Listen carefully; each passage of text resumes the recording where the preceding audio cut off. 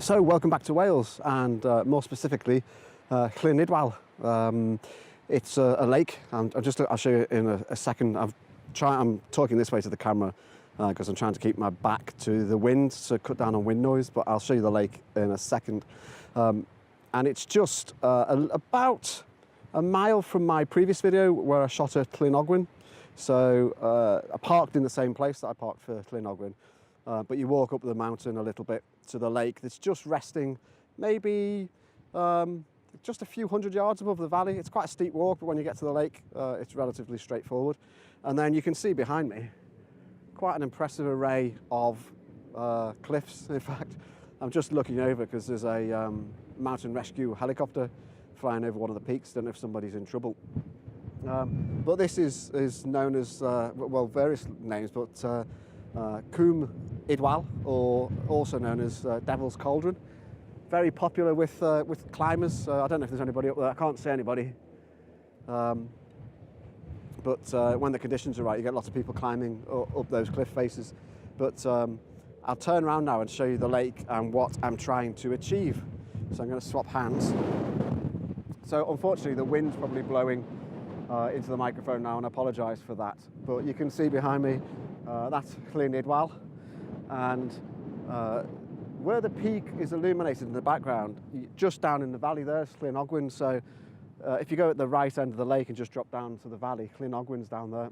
What I'll do is I'll post the grid references for where I am.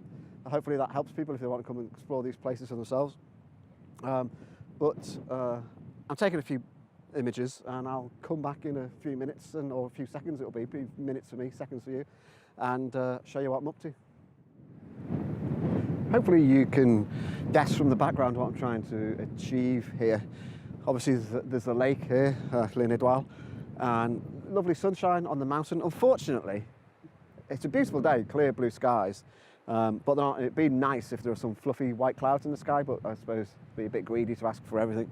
But what I'm trying to do is take an image that shows the lake in the foreground, leading the eye up to that peak, which I did know the name of, but I have forgotten. It's one of those kind of middle-age things. I can't remember the name. It'll come back to me at some stage. But I'll show you what I'm doing. And I'm also, I've used hyperfocal tables to work out the focusing distance. So I don't think I've talked about hyperfocal tables before, or hyperfocal distance. So I'll talk about that, but I'll just show you using live view. So hopefully you can see. I'll just, sorry, I'm always doing that. I've got to swap hands. I'll darken that down a bit. So hopefully you can see, here's the lake starting bottom right-hand corner, leading round to the peak. Quite a pleasing image. I've done a couple of panoramic shots, landscape and portrait, and hopefully they work out. But at the moment, I'm working on that composition. So I'll just turn live view off because it tends to run the battery down quite quickly. But hyperfocal distance, essentially it's the theory that you calculate the perfect distance from the camera to focus on, which gives you the greatest depth of focus right through the image. So at the moment, and that hyperfocal distance varies on the camera model, on the lens, and that's why you have tables. I actually use an app, PhotoPills app, which has got a great, you put your lens in, you put your camera in, and then it calculates the distance for you. But you also have to put in the aperture and the focal length of the lens. So I'm on f11, and the focal length of the lens is 18, so almost as wide as it will go. And what the table tells me is that the hyperfocal distance is 1.86 meters. Now that sounds very, very precise. 1.86 meters, I reckon, there's a bit of guesswork here, it's about the end of this rock. So the theory being, if I pre-focus on the end of that rock and then compose my image, I'll get a depth of field that, a depth of clarity that runs from infinity to half of the distance from that object to my lens. So whatever half of 1.86, I suppose it's 9.3, isn't it, or something like that. To make the maths easier, imagine the hyperfocal distance was 20 meters, half of the distance to the lens, so 10 meters. So from 10 meters out to infinity, you should get a full range of sharpness. So hyperfocal distance, I don't always use it because there's a little bit of faffing around, but I'm using it on this series, and I'll see how it works. And the reason it's a faff around, every time you alter the focal length of the lens, you have to really look at the hyperfocal distance. There's a lot of focusing and whatnot. Just look at, I don't know if you can see this on the camera. There's a path comes round here. So a load of people walking down there. So I feel alone up here, but there's loads of people down there. If you do come here, it's interesting. The path comes up from the valley down there. It runs alongside the lake, and then there's two options. You come down the low track and just do a circle of the lake, or you can go and the path tracks up and up and up to the highest point is about there, and then it starts to drop back down.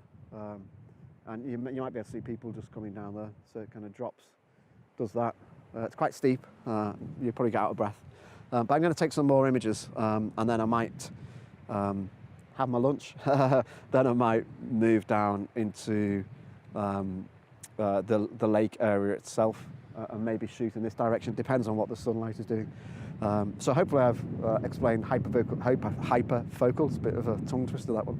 Hopefully I've explained hyperfocal distance okay. I'm actually going to do a series of short videos where I'll just talk about things like depth of field, aperture, and that sort of things, so keep an eye out for those. But in the meantime, I'm going to take a few more images and see how it goes.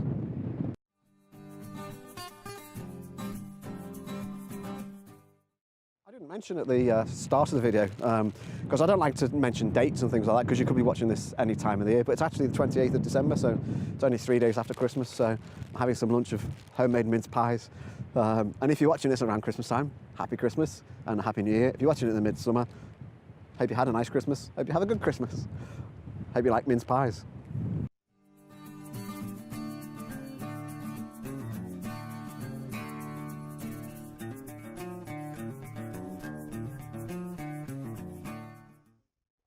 So I've come down to near the lakeside, and I'm just working on a composition here because there's a bit of light shining on that peak there, but there's a nice wall with a gate and a leading line, so I'll show you on the camera as much as I can. I'll lighten it so you can get a better view. Here's the wall, leading line, directing the eye straight onto the peak. Obviously when I take the photograph out, it'll be darker, but I've overexposed there so you can see it a bit better. So quite nice, a lot calmer down here, not as cold as it was up there.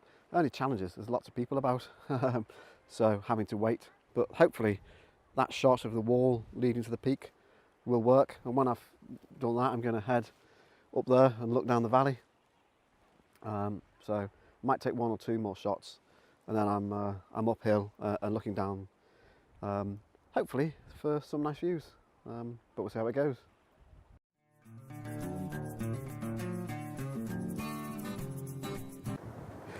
I'm sorry the last clip was relatively short, and I probably didn't get enough time to explain what I was trying to do, but there's just so many people coming along the path.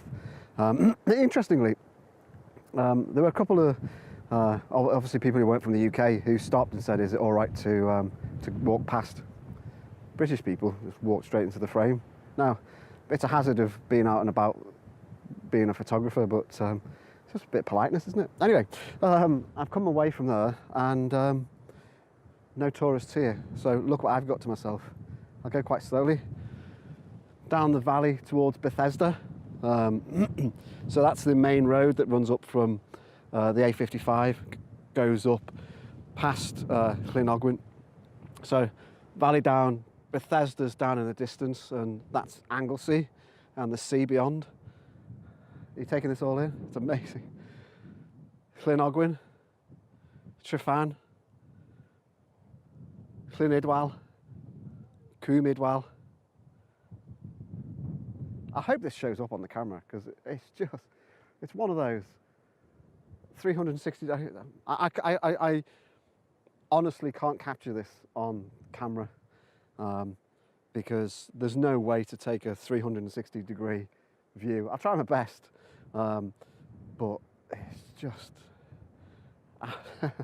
absolutely spectacular. I tried to get, the kids are on Christmas holidays at the moment, and I tried to get them to come with me on a kind of expedition, as I called it, and they both kind of declined the opportunity, partly because Martin's got to go shopping for Rosie's birthday tomorrow, and it's Rosie's birthday tomorrow. But we've done all the shopping for that, so they're missing out. So, but look at that. So there's Llyn Idwal. In my video from Llyn Idwal, you can't quite see it. There's a little slither of water. I was just at the very end there when I was photographing. Just so if you watch that other video, or if you've seen that other video, I was at the very end there, looking up the lake, and then when I moved to the mid part of the lake, where the lake's wider there, I was up there. But it's a great vantage point up here. But the sun is going down. It's picking. Sorry, I won't go too quickly because you've got to take it all in. It's picking up the peaks. And what I'm waiting for is Llyn Idwal is shining like a disc of silver and gold at the moment. And I'm just waiting for the shadows to go up that mountain a little bit more so that I can take an image with Ffynnon here and Llyn Idwal. So I'd put Ffynnon in the right-hand third of my image and Llyn Idwal in the left-hand third, and hopefully it balances quite nicely. Yeah, I'm so pleased I came. It's surprisingly cold. It's frosty underfoot. I had to scrape ice off the car this morning. But look at the way the river is just, it's a ribbon of silver heading down the valley. Just beautiful. I spent a lot of my childhood around, this is Snowdonia. I've spent a lot of my childhood around here, so thanks to my parents and brothers and sisters for coming out here, but it's nice to be back and sharing it with you. So I'm going to have a cup of soup now and wait for that light to change. But when the light's changed, I'll take you through what I'm trying to achieve. So just watching where I'm standing. So I hope you enjoyed that view. Hopefully it shows up on camera. I really, really hope it showed up on camera. But I'm going to have a soup and then try and take some images. It's a nice composition there.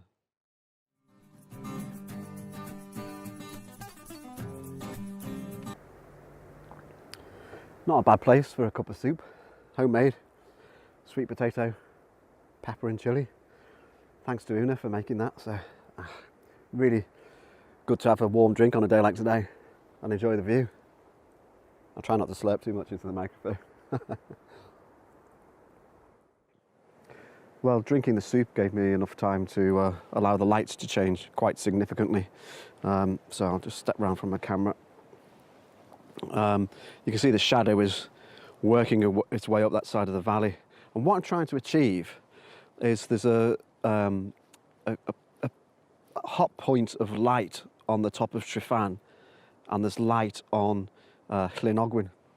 And I think they balance each other nicely in a composition. So if I show you my composition, I'll darken it. Normally I'm lighting it, I'll go the other way. So I'll darken it, and hopefully what you can see. So a hot point of light there and a hot point of light there.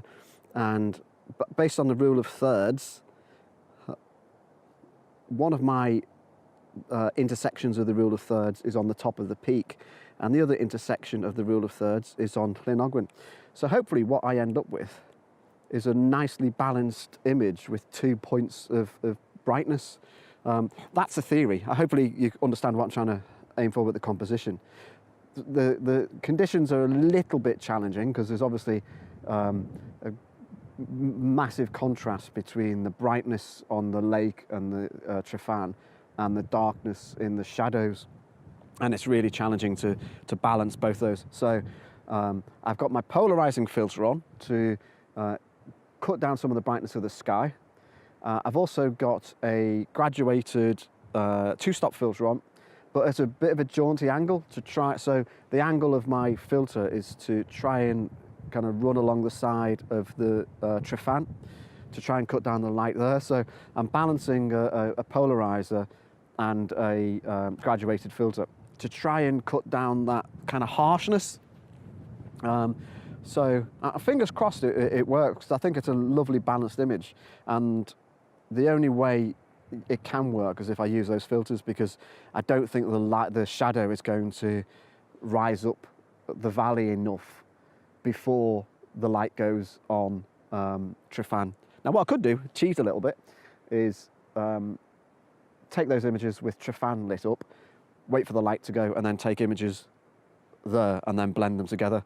But I'd like to get it right in the camera. If I can't get it right in camera, I might do that. But it does feel a little bit like cheating. But I don't know, the ethics of photography, I don't like to do that type of thing too much. But you know, we'll see how it goes. But it's amazing. Oh, a few tourists in the background. But that was where I was having my soup, and you can see how much the shadow has risen up. So lots of people heading home, but I think the best light is yet to come. So let's keep going.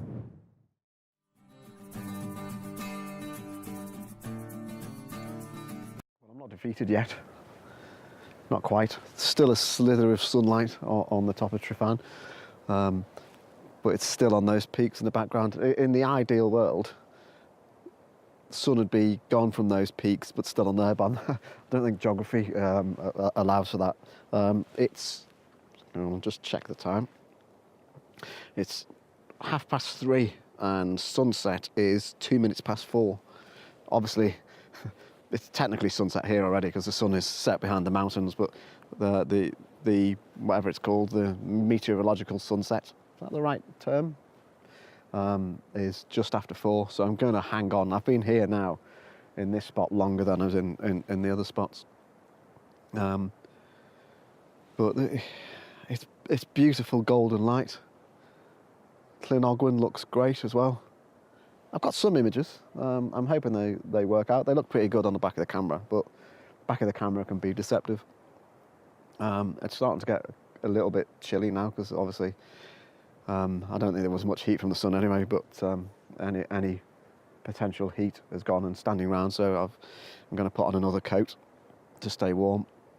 And weirdly, given the sunset in half an hour, there seem to be people heading up into the mountains. I don't know whether they think it's going to be lighter longer than it is. And someone came just along the path here, took some photos with their iPad, which it's nice they're taking photos. Always, who takes an iPad out in a backpack? But then they headed off up the hill, but they didn't seem to have much gear. But don't know, maybe they know something I don't. But still enjoying it. Just show you around a bit. Obviously, valley's in complete shadow now, but that just serves to allow you to see the river in better detail. And when I was up the other end of Llyn Idwal before, the whole of that mountain, I still can't remember the name of that mountain. I'll look it up. The whole of that mountain was in sunlight, and obviously now it's just the top kind of 20% or something. So going to persevere for maybe another half an hour and see what it's like. Put another coat on. So I thought I'd record a final piece, very last bit of sunlight on top of Ffynnon, so it'll be gone within a couple of minutes.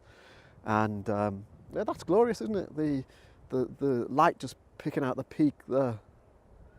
I moved the camera around and I took an image, deliberately underexposed it just to pick out the sun. I don't know how it'll turn out. It might be kind of a bit arty-farty, but we'll see.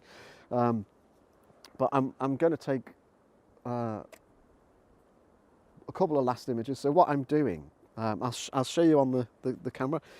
Now I'll lighten this so you can see I'm going the wrong way. Show you the composition.